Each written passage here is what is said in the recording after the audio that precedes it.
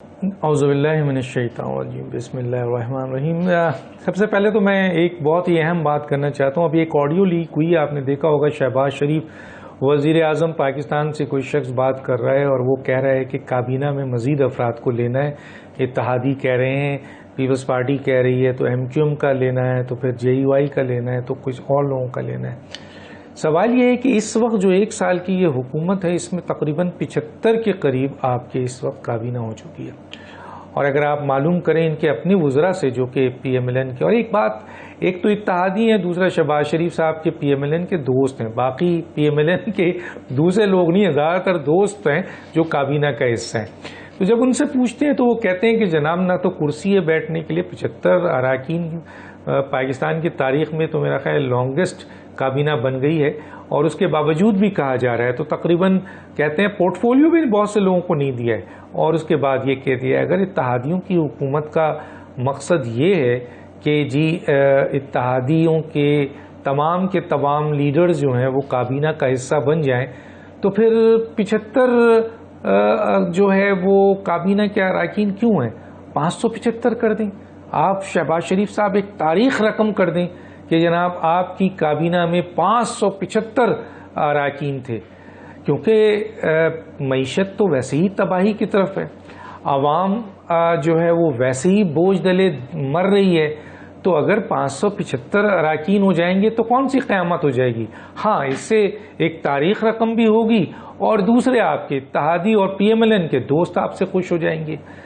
تو یہ بڑا ظلم ہے جو کچھ بھی اس وقت سامنے آ رہا ہے، بڑا غلط ہے۔ آپ نے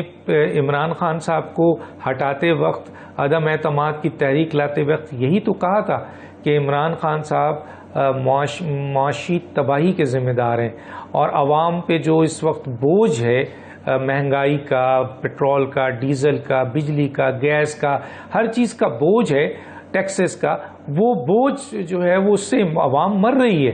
تو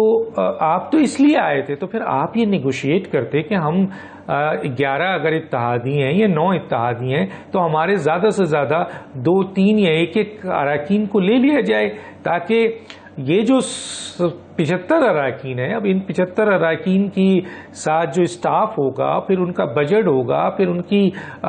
کی پورٹ فولیو ہوگا، ان کا پروٹوکول ہوگا، تو وہ اس کے اوپر تو کروڑوں روپے مزید اور بوجھ ڈال دیا نا اپنے عوام پہ۔ تو کہنے کا مطلب ہے آئے آپ اس لیے تھے کہ آپ عوام کو ریلیف دیں گے، تو 75 اراکین لا کر آپ عوام کو کہاں ریلیف دے رہے ہیں؟ اور دوسری جو بات اور یہ ہے وہ یہ ہے کہ عدالتی فیصلے کے اوپر میں آتا ہوں۔ جی، عدالتی فیصلے کے اوپر میں آنا چاہتا ہوں کہ عدالت کے جو ججز فیصلہ دیتے ہیں، کیا ان فیصلوں کی بنیاد کہ نا، میں ایک بات بتاؤں، باہر کے عدالتوں میں جو فیصلے ہوتے ہیں اس کے اوپر اس کا احتساب کا ایک عمل ہوتا ہے، ان کے ہاں تو خیر فیصلوں بہت ٹھوک بجا کے دیے جاتے ہیں۔ اب ایک ڈاکٹر ہے، اگر فرض کیجئے کہ وہ علاج کرتا ہے اور علاج میں وہ غلطی کرتا ہے، اور وہ غلطی میں واقعی اس کی غلطی اور رپورٹ ہوتی ہے، یعنی اگر وہ کوئی شخص مر جاتا ہے یا اس کا کوئی پارٹ ڈیمیج ہو جاتا ہے تو سو کر دیتے ہیں لوگ، اور اس بنیاد پہ عدالت میں وہ کھڑا ہوتا ہے ڈاکٹر، حالانکہ وہ ٹیکنیکل آدمی ہوتا ہے، اس کے باوجود جب ایگزامن ہوتا ہے اور پتہ چلتا ہے کہ جناب یہ شخص جو ہے اس نے اس کی یہ علاج پہ نیگلیجنسی تھی، غلط تھا، تو پھر اس کو سزا ملتی ہے، اس کو بلیک لسٹ کر دیا جاتا ہے، اس کو فائن اس پر ہوتا ہے۔ تو سوال یہ ہے کہ جب ہماری یہاں کی عدالتیں غلط فیصلہ کرتی ہیں جس سے ایک شخص 10 فٹ اوپر یعنی پھانسی میں لٹک جاتا ہے، تو ایک شخص نہیں لٹکتا ہے، پورا ایک خاندان لٹک جاتا ہے۔ عدالتی فیصلوں کی بنیاد پر آئین شکنی ہو جاتی ہے، عدالتی فیصلوں کی بنیاد پر رجم چینج ہو جاتا ہے، عدالتی فیصلوں کی بنیاد پہ حکومت دھڑام سے گر جاتی ہے، عدالتی فیصلوں کی بنیاد پر 10 سے 15 سال ملک پیچھے چلا جاتا ہے، عدالتی فیصلوں کی بنیاد پہ قومی سلامتی کو خطرہ ہو جاتا ہے۔ یہ سارے فیصلے ہوئے ہیں ماضی میں، لیکن سوال یہاں پر یہ ہے کہ ان لوگوں کو جنہوں نے یہ فیصلے دیے ہیں اور غلط فیصلے دیے ہیں،